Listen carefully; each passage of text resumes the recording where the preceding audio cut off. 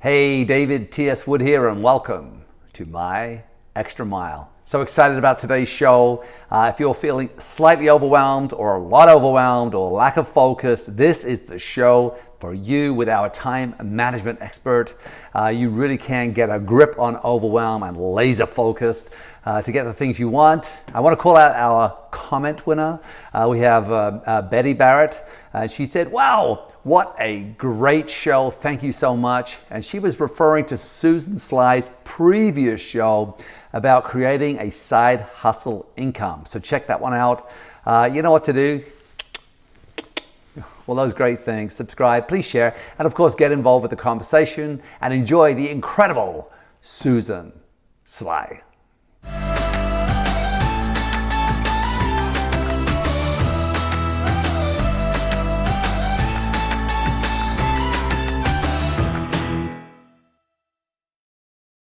Susan, hello, hello.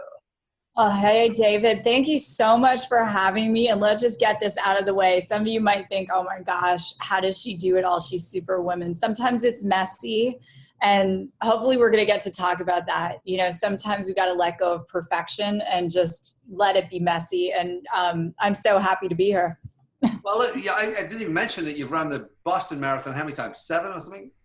6 times, and I'm a Boston Marathon bombing survivor. So the bomb didn't get me that day, and I'm super grateful because I felt like I got a second chance on life, and I wasn't going to miss a second of all the things I wanted to accomplish. So. No, but again, let's just put this in order, right? Athlete. So, and if you stood up right now, they're going to see you live in a very, very healthy body. Yeah, healthy mind. You know, you're a serial investor, serial entrepreneur, multiple businesses again. And so and running a family.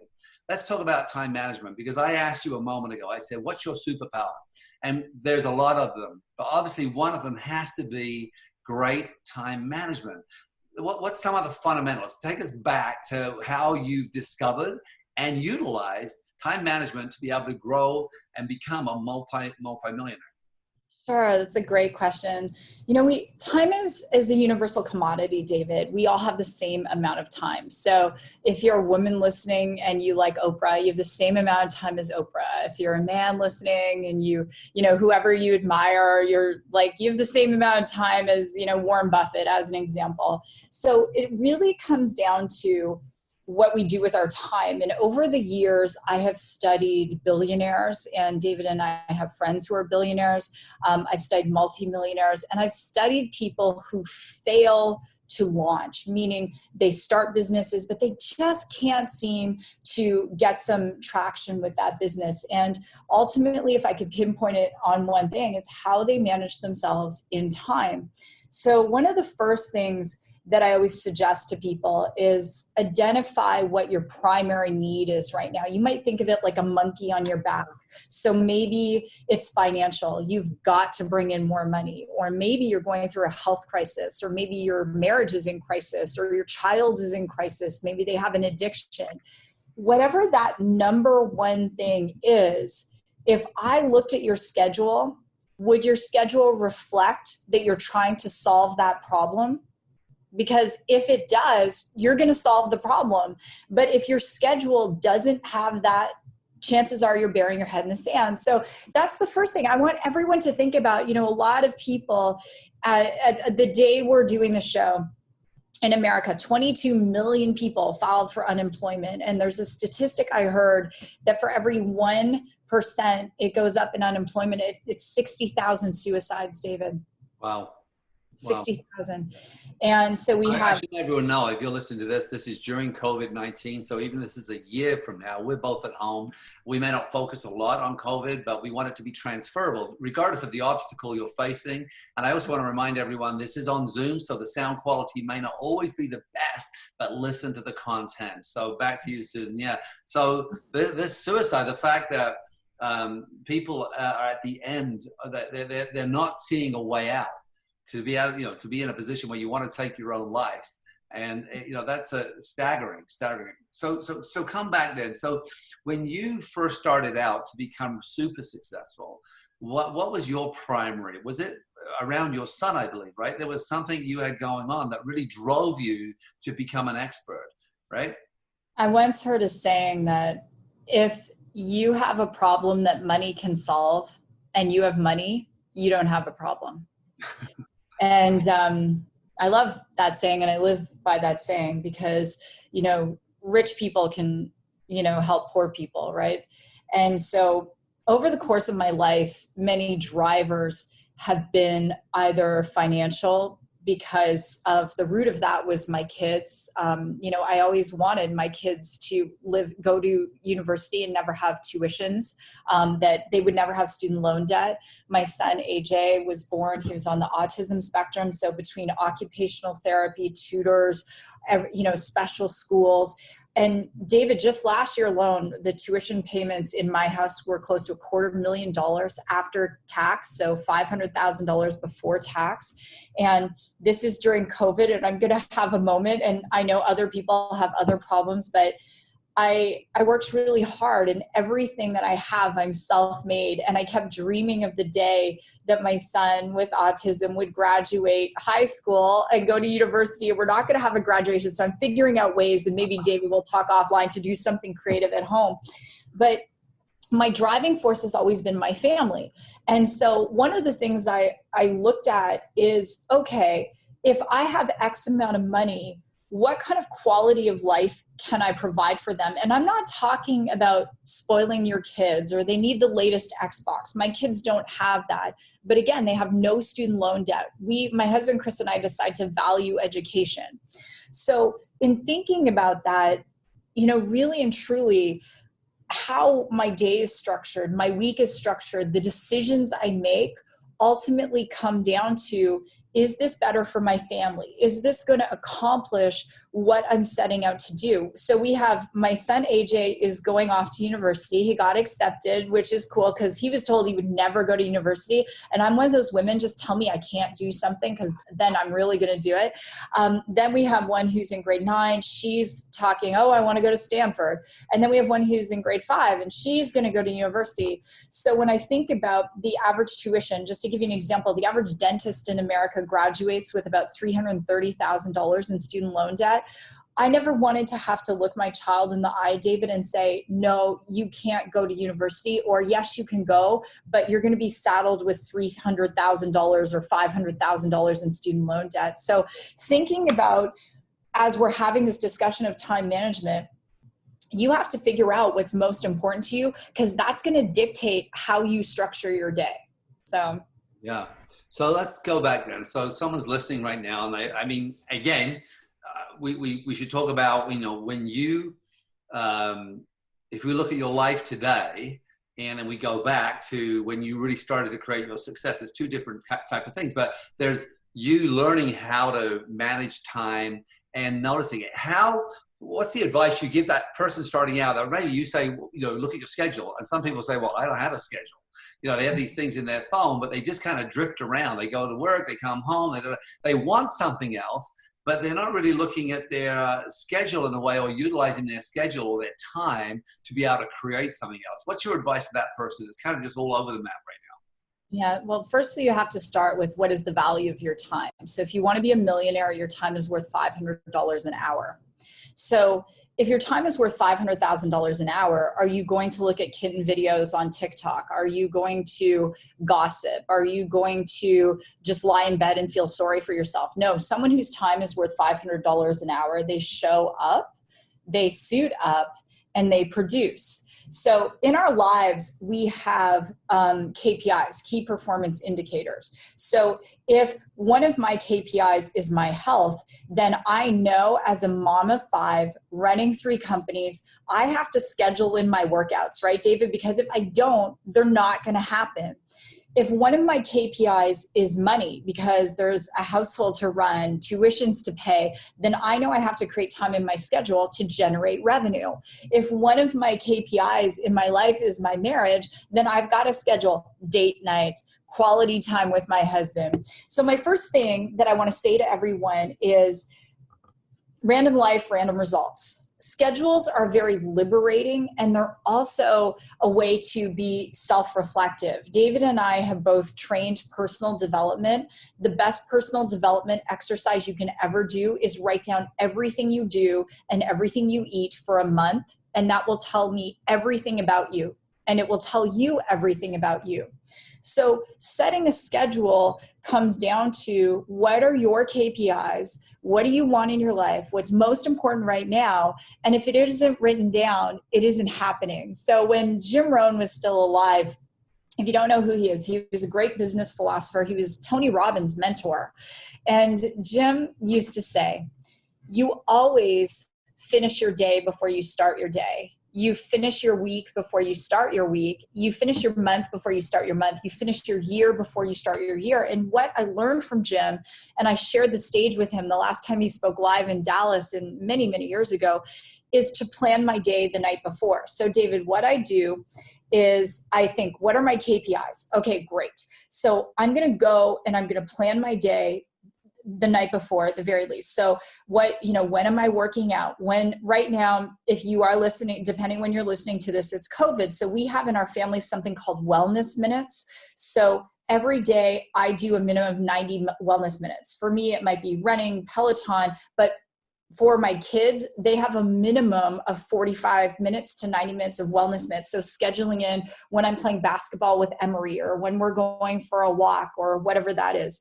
Then the next thing is my income producing activities. So I use a green highlighter in my day planner, and I highlight green. I have a minimum of 8 hours every day of green. And what does green look like? It means I'm meeting with prospects. I'm in meetings to discuss business deals, productizing an idea, doing something that is going to help people physically make money. And in my direct sales network marketing business, that obviously benefits me as well. So there's a lot of green in my planner. Blue is family. Orange is my personal time. And I can take you through my day in a minute. It's a lot of people say, I can't do what you do. And I would say, yes, you can. It's just a decision, right? Yeah. I've been at your house. I mean, the last thing after a long day, you sit there and you pull out your gratitude journal, and you're also doing gratitudes. I mean, it's like, you think about those rituals and those daily practices that really make the difference, that the compound effect of those hours matched up.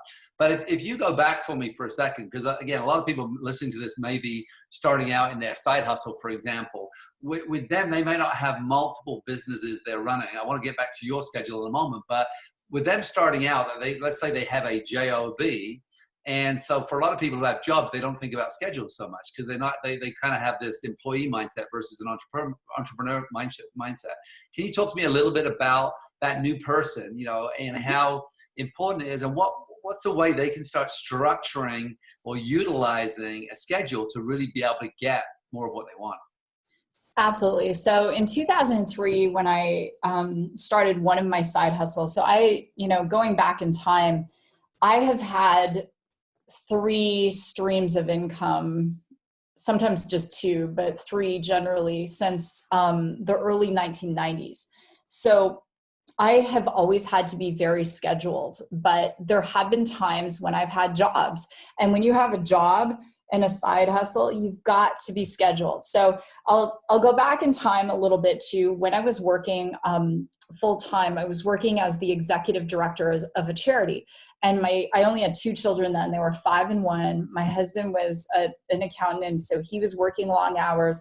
I was also teaching fitness at the local YMCA. I still had nutrition clients, and then I decided I'm going to start this business because of my son and my daughter. My Avery was gifted. I wanted to send her to private school. AJ needed special help, and I needed to get that for him. And I knew, David, if we had an extra, $2,000 a month, it would be a game changer for my kids.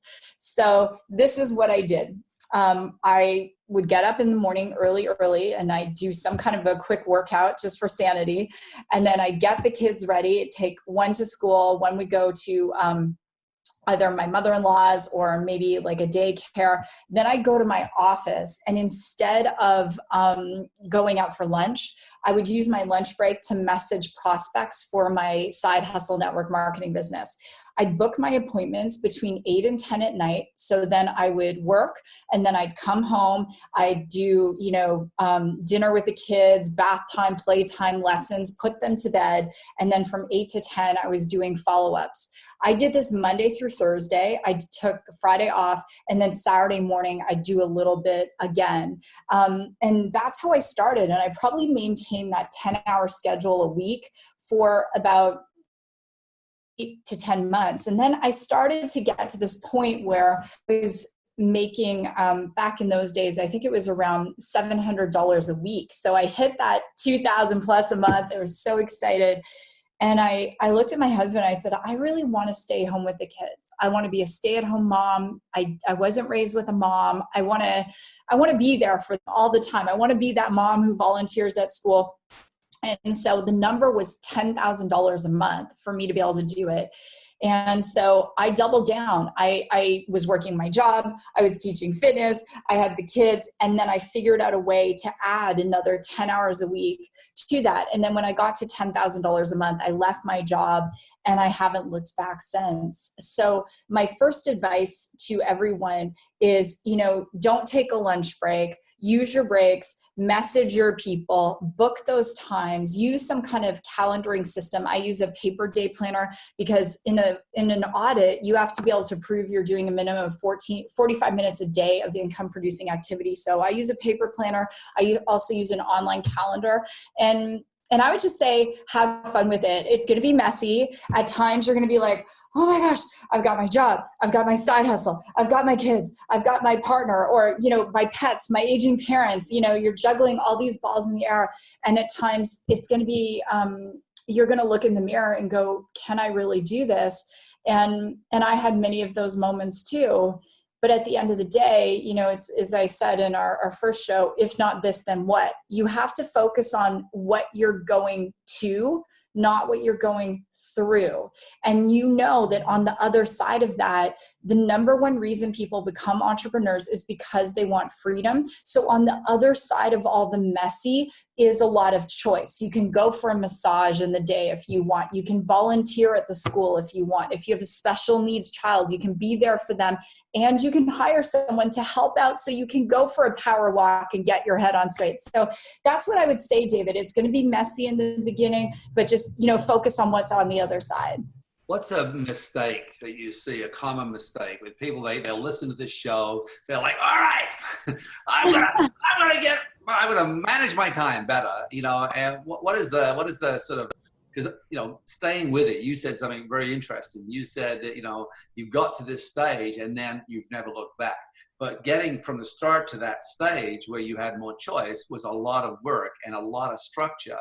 And now, again, when we look at your life today, running multiple companies, right? A lot of work, a lot of structure, but again, things that really you're passionate about. What are some of the common mistakes that people make? Are they going to come off this call, and how do we guide them so they don't trip over their own feet?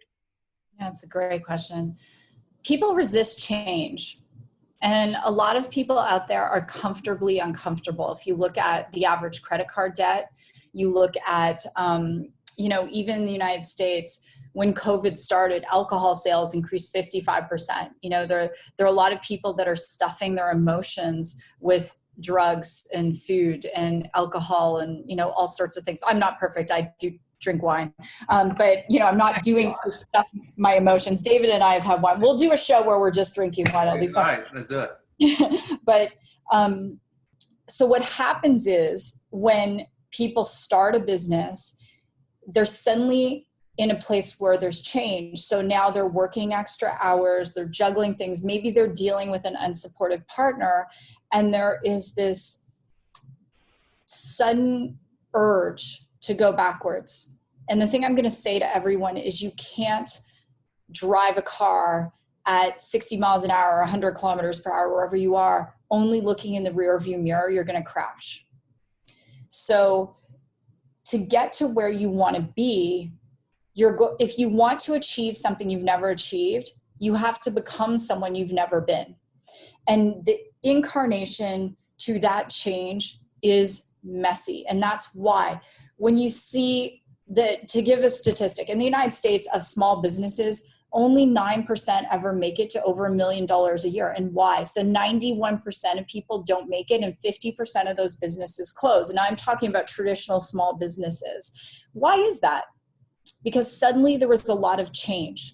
You had to learn things you didn't know. You had to know the difference between a cash flow statement and a P&L. You had to suddenly know how to market online and do social media optimization. You had to run employees and read NDAs and contracts. And that change was so intense that instead of embracing it so you could get through the other side, you resisted it. And now you're in exactly the same place you are. For me, David, maybe I'm a bit different. I know I'm different and we're a bit, the thought of going back to who I was is scarier than learning anything or going through any challenge that is in my path to get me to become the woman I want to be. Awesome. So with this sort of step into managing time, obviously, you know, you've been able to create this this incredible life. But what were some of the challenges for you when you started, and where's the frustrations as you know, the sort of like, you've got a structure there, you've got time management there, but when was you sort of clashing against it, or like realizing that maybe you were pushing yourself either too far or not enough, or what were some of those early challenges you had with time management? I still have them now. I mean, you know, it's one thing to, when I wrote the book, Organize Your Life, it wasn't about organizing the sock drawer. And I love Marie Kondo. I think she's awesome. It was about, let's just face it, our lives are all messy, but let's figure out what to say no to so we can say yes to all the things we want to in the future. Let's figure out how to set boundaries. Let's figure out how to teach the world how to treat us, right? And in the process, we'll clean up our desk and, you know, we'll organize our sock drawer and we'll do all that stuff. And you know, admittedly, David, it's still messy. I don't want anyone to ever think, oh, when I'm there, it's going to be so perfect and I'm going to have all this time. Whether you're building a business or you're building a team, it's going to at some point feel like a grind. And so there are days when I'm like, crap, oh my gosh, I didn't, you know, spend as much time with the kids as I wanted to. Right now, let me give an example, because I just like to keep it as real as I physically can, right? I just put on your white collar, David. We now do everything over video conferencing. I would just love to go back to phone calls where I could be in my pajamas and have my headset on and do my business, right? So I'll tell everyone what my day looks like now. And before you say that, yeah, I resisted for years because I live out here. You know, I'm like, I do a lot of conference calls, but quite often I'll be in the hot tub or I'll be out on the boat because the same reason. So I never ever pushed FaceTime. This is so new for me because, like, you're right. I had to go shower. I had to put a shirt on. You know, otherwise, you know, with a phone call, you can just sit there. It doesn't matter what you were doing, right? So, yeah. Anyway. As an aside, the other, maybe it was yesterday, it's all blending together. Someone asked for a conference call and they literally met a call.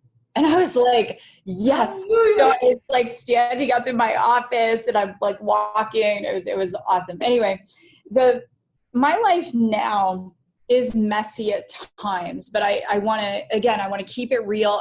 There's some things that are really on my heart to share.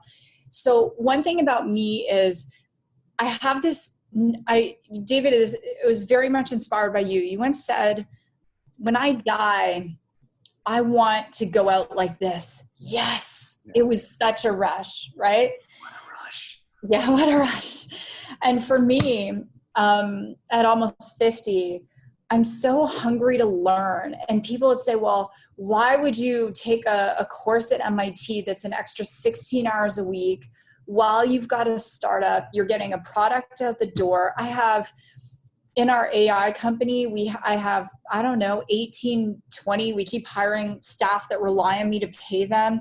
I've got another company. I have my direct sales business that has over 300,000 people on my team. And I said to my husband a couple of days ago, I said, right now during this crisis, there are thousands of people relying on me to be the light. And it's messy at times. So I'm going to share with everyone my schedule because, maybe some of you have heard me before, you've seen me on TV, and I don't believe in false idols, right? Perfection is a form of procrastination. So let me take you through my messy life. It's such a good line. Perfection is a form of procrastination. Yeah, it really is, right? Let's make a coffee mug of it. It'll be awesome. Yeah. So, a day in the life of Susan's life.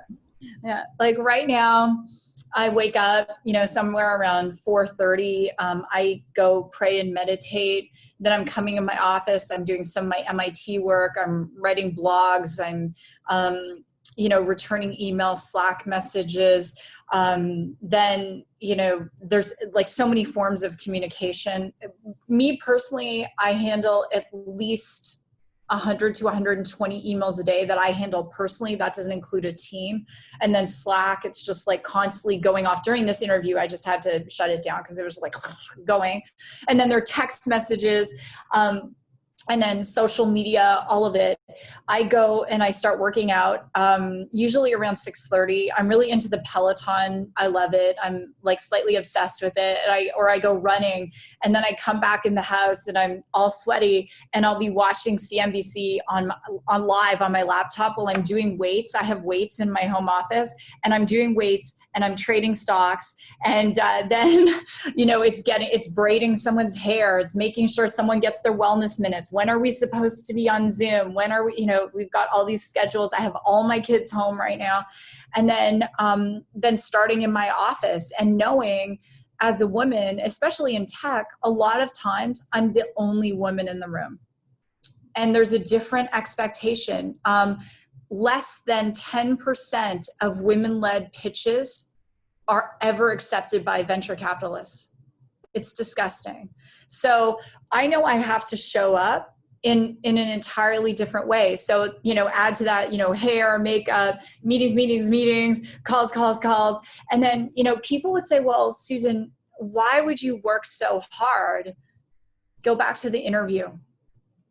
If my kids don't have student loan debt, and they get their education in this world we're going to be living in where right now 78% of jobs require some kind of technical ability. What's it going to be in the future? It's well and good to make your kid take piano lessons, but I'm sorry, piano concertos are already being written by AI. What they do is they take Mozart, they take Chopin, and they feed it all through a machine learning algorithm, and the machine learning produces a beautiful piece of music.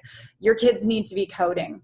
They need to be understanding this stuff. So there's I look at my life and I love it though. I love that I'm learning every day. I'm serving every day. Today alone, I've been on Zooms in front of hundreds and hundreds of people, free of charge, uplifting them, serving them.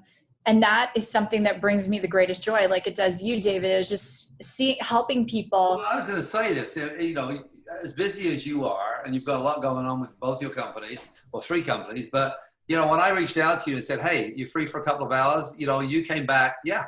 It's just that I find that with people who have great structure, it's not that feeling of overwhelm. It's the question of, yeah, of course, because I have a structure, I have a space. And because you create space in your calendar as well. I want to talk to you about that. So, you're talking about leading through your day, from the exercise to handling the emails, staying in touch, team building, innovation, that innovation stage. But also, what about you talked about earlier with your time with your family, time with your husband, time with the home, time for you. Do you find that that's got to happen in the morning, or you find that, by the evening, are you exhausted, or do you feel invigorated because you feel like you're moving towards something? And I often feel people who say they're overwhelmed, it's because they don't really, I think it's because they don't see a vision in front of them that drives when there's a lot going on. It's like, of course I can handle it because this is where I'm heading. Do you agree with that or not? Absolutely. Like, it's so funny. Just as we have one finishing university, we have one starting. I'm like, it just keeps going and going. At night, I'm tired. I go to bed really early. Some nights I'll go to bed at 8. I read fiction. I love political fiction, like espionage, like Daniel De Silva. I'm caught up on all his books now. I can't wait until he has the next one. I turn off all screens. I actually shut my phone down usually around 7:30, 8 o'clock, which I know as a CEO you shouldn't, but I do. And our team and it's about setting boundaries. Like our team is very clear. Whether it's my network marketing team, my staff, the guys that I get to work with, they all know Susan's shutting her phone down at 8. Like she just doesn't have it on, and I do. And then, we have prayers and, family time, and I go to bed and start it over again. I don't work on Sundays. We go to church. Chris and I usually go for a long run. Like we're talking 10 miles and chat, that we catch up. Then we go to church. And I just don't work. Someone asked me, they said, oh, will you do a Zoom this Sunday with me? I've got all this group of, new people that I want you to introduce to network marketing company. I said, you know what? I would love to do that on Saturday. Can you ask them? So part of the structure that I want to make sure people get this, creating those boundaries. And that's what I have very clearly, my assistant is really protecting my time. And so, we have this little thing. I shouldn't give it away because people will be doing it. But if someone comes or approaches her and says, oh, Dave said he'd do this, then there's a password I give them so that she'll know. They'll send an email to her. And in the subject, I'll say, just put this in the subject. If that's in the subject, the next day they're going to be right in front of me. And that means to Denise that this is a priority. But that code has to come from me, because otherwise people will use your time. They'll take your time. And you say that you give your time for free, but actually you give massive value for. You're not charging, but you're building. So that massive value in return, you earn a lot of money doing that, right? Absolutely. And I always ask myself, is this a question or something where I can do one to many, right? So I'm very guarded with my time. And so relationships, right? So David, you and I have, been friends for a long, long time. And so when you ask for my time, we have a relationship and I will figure it out, right? I want to stress this to everyone listening. Every great business leader I know, and David, I would love for you to chime in here. Their number one superpower is relationship building. Number one. Yeah. Yeah. Well, and you said something there. Because I got an email from you last week saying, hey, can you be on this? And my immediate answer, because of you, is yes. It didn't matter, because what I said to my assistant, I said, just move things around. Because if Susan's asking, and this is something I think is really important, because a lot of people out there, they want some of the things that we have. But we've gained these things through massive amounts of contribution and service, of helping people and being there for people over time, so that when we do make calls and we ask someone to do something, invariably people will bend over backwards to help, because so often in the past you've been helping and never asking for anything in return. So I do think that's an important element about, how you become a magician of time sometimes, because things happen more quickly for you because of the character. And you're, living within your values. You have high integrity. So I know that whenever I work with you, I know that integrity piece is always there. I never have to second guess it, right? Anyway, so back to this. So David knows it's not, hey, Susan, let's go for dinner at 9 o'clock, right? It's just not happening. No. I must admit, I'm not an early bird, but I get, the early morning is where a lot of great stuff gets done. If I'm going to get a lot done, then going to bed earlier and getting up earlier is where more's done in those early hours than in the late hours, right? Yeah. So talk about, again, so, we've got about 10 minutes left right now. I really want to sort of give either a challenge or a structure or something. So someone leaving here whether they're already quite good at it or they're really crappy at managing time, what is the challenge that we can put out to them that says, okay, look, here's what's going to happen. if you've got this vision of why you're doing this, because what you really started with is having a clear vision of that. Give us a sort of a roadmap for them to follow so they can leave here with something really tangible. Yeah, I'll share first some some quick wins. There are some great books out there. The Power of Focus, it's an oldie by Les Hewitt, Mark Victor Hansen, and Jack Canfield. That is a great book. The One Thing by Gary Keller. He started Keller Williams. It's an exceptional book. It's a fast read. There is a book by this guy, Greg McKeown, and I can't think of the title. He's a Brit, and he has this very wry sense of humor. And I love the audiobook version of it. And I'll think of what the book is, but it essentially talks about, how much time we actually waste. When I wrote the book, Organize Your Life, it was really about the things that we need to choose to say no to. There's a saying that goes like this: you say no to the things that are mediocre so you can say yes to the things that are outstanding, right? So I want everyone to think about this. What have you done in the last 24 hours that has moved you toward your goals and dreams? And you might say, well, Susan, I don't have any goals and dreams. So here's my challenge for you.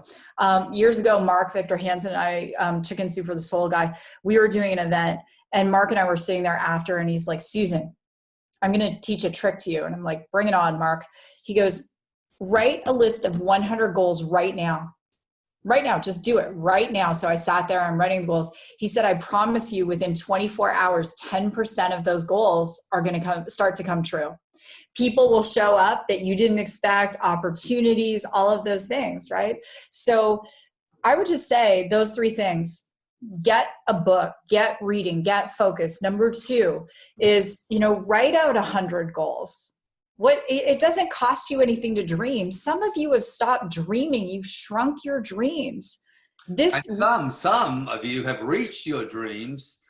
What so-called dream? I just bought my dream house, and you're kind of stuck.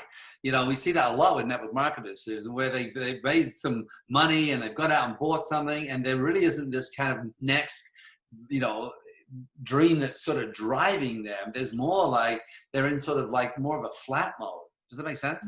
Yeah, absolutely. It happens everywhere. Stuck in my mind is selfish. Right? Like, let me give an example. So right now I'm working 16-hour days, and some people are like, why are you doing that? Well, what we're working on at my startup is we want to use technology to get people back to work. So we're using algorithms to be able to do like fever detection, hand sanitization, all this stuff. And we're talking to the biggest companies in the world. I can't say who they are, but they employ hundreds of thousands of people, David, not like 5. And to be able to put that in and to be able to scan people as they're coming in, creating the safe environments, that's why I'm working, because I want people to get back to work. The same thing. Why would I spend a good deal of my Saturday doing network marketing calls, doing follow-up calls, talking to prospects? Because I want to empower people who see this amazing vehicle to be able to, because they're working all week, to meet them where they're at in the time where they're available, and to help them do something that takes this side hustle and changes their family life and their legacy. So when you are stuck, you're selfish. Yeah. That's what I have to say. So good. So good. Take me back, like tonight when you go to bed at 8 o'clock, before you read your fiction, might be 8:30. Oh yeah, maybe an extra glass of wine. But before you read your fiction, I know you do your gratitude journal, but you say you plan your day the next day. I wonder, when you look at your calendar, is there an order that you place things in there? Is there a when you start looking at that day and you look at your the things that are non-negotiables to you, whether it's your fitness, your nutrition, your time with your kids, what do you call them, exercise minutes? Right? When you look at it, where do you start? Do you start with you first? Do you start with the kids first? Do you start with free time first? How do you write it out? That's an incredible question. So we can't give from a well that is empty. So when we get on an airplane, you traveled with the boys when they were babies, they always say, put the oxygen mask on yourself first, right? And in our lives, to be good moms, dads, whatever role it is you have to put the oxygen mask on yourself first. And people say, well, Susan, that's selfish. I put my oxygen mask on, David, when everyone's still asleep. So they're not missing me, and they don't want me to wake them up at 4:30 in the morning. So the prayer and meditation, some mornings it's like 45 minutes. I love it. And then exercise. Someday I run a 5K and 30 minutes of running and I'm done. Some days it's 90 minutes. It just depends on the day. Some days, like today, this morning, I had my first on-camera video conference at 8 a.m. Yay. So I got on the Peloton for almost an hour. Then, I was like, washing my hair, like getting all the makeup on. And then I get on this conference call. I had 20 minutes before my next on camera. And then I'm like doing weights in my office. And then I get on the next one. But I do put it on myself first because it helps me be a better mom. And I want to say too, like with my kids, I didn't have to tell AJ to start running. One day in Phoenix in the summer, it was 120 degrees. He was 11 years old. He goes, Mommy, I want to go running. And I went, okay, this kid didn't really play team sports that much. He just decided because he watched his dad and I do it. Our daughter, our 14-year-old, she decided she was going to become a runner this year too. She made her school track team, which doesn't sound like a big deal until you understand that her coach is the #1 coach in America, according to Nike. And he cut so many girls off the team. And unfortunately, her season ended early because of COVID. But I didn't have to tell my kids that because I was leading by example, David, just like you led by example with Cal and Ben. So when we look at that, that's how I structure my day. I put the oxygen mask on myself first. The other key thing I'm going to say to everyone, I'm not afraid to cancel something. So if I look at my day, that's what my next question was going to be. It's so funny. Carry on. I love it. So when I look at my planner, and I'm quite OCD and weird, but I only write in it in pencil so I can erase things. And if I schedule a meeting and I'm like, yeah, I want to do that meeting, but if I wake up that morning or the night before and I look at it and go, you know what, that doesn't align with what I want, I will postpone it. I will cancel it outright. I have no problem saying no. And you may say, well, Susan, I can't afford to do that. I'm just starting my side hustle. Yes, you can. Yes, you can. Because again, you teach the world how to treat you. And if you don't value your time, no one else will. I didn't become a millionaire because I said yes to everyone. I became a millionaire because I valued my time at $500 an hour before I was even making $50 a week in my side hustle. I love it. Love it. It's funny because I was going to ask, we're really at the end of the show here, but I was going to ask you, what are some of the things you said no to? And then you started talking about it. It's exactly what I was going to ask you, but I still want to ask that question because I still think you said no to stuff to get this great life and to have the, 1.9 billion in sales through your teams. You talk about, becoming an 8-figure income earner. I mean, that is incredible, but you said no to a lot of things. And I think of what are some of those things you've said no to over the years that's allowed you to have the extraordinary? Because a lot of people right now are saying yes to stuff. You talked about it earlier. What's the thing that happened with COVID struck was alcohol sales and drug sales went through the roof, because now it's legalized cannabis in Canada, but the sales just quadrupled. So what are some of the things you said no to that allowed you to really focus on your side hustle and focus on your family and focus on your health? What are those things you left behind? Definitely gossip and drama and nonsense. Like, I don't have time for it. I really don't. And if someone is gossiping to you, there's 100% chance they're gossiping about you. That just is, right? And I don't spend a lot of time on social media, but I have a social media presence. So I'm like a social media ninja. I'll go in, I'll wish people happy birthday, I'll post, deploy, then I'll take 5 minutes again at some point in the day, and 5 minutes and 5 minutes. I'm not on social media to entertain myself.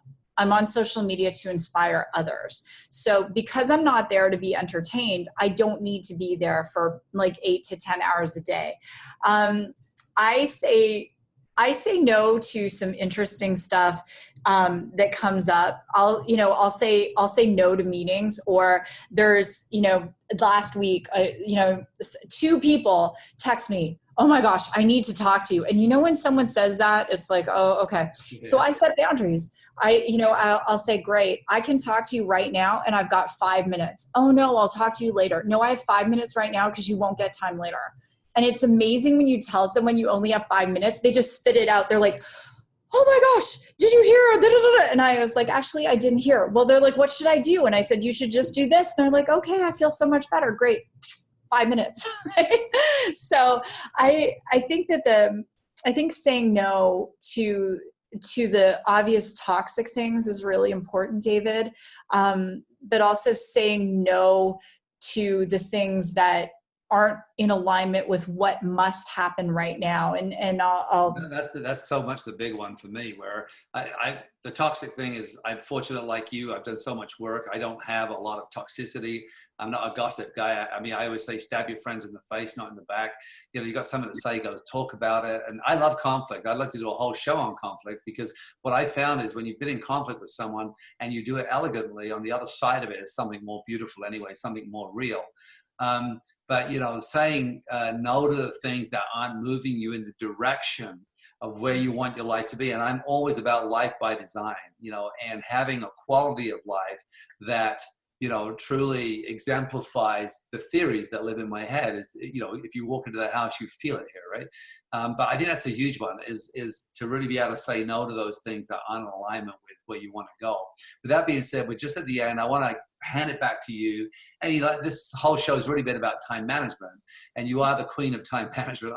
But talk to any last thoughts and words for that person sitting at home that really wants something, they maybe don't have it, and they want to get it. Let's talk about that. Just decide.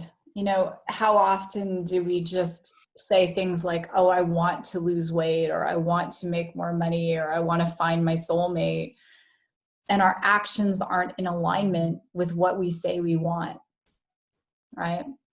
I think that if you really truly want something, you will figure out a way to get it. And it's not up to someone else to motivate you. Motivation is like a sugar high. Inspiration lasts a lifetime. There's an amazing book, and David knows the author, Cynthia Kersey, Unstoppable. It's just a beautiful book. And if you're feeling stuck, if you're feeling like, I know there's something, but I don't know what it is, I would highly recommend you read that book and just see how people, this show is called The Extra Mile, how people go an extra mile when by all intents and purposes, there's just no way they should.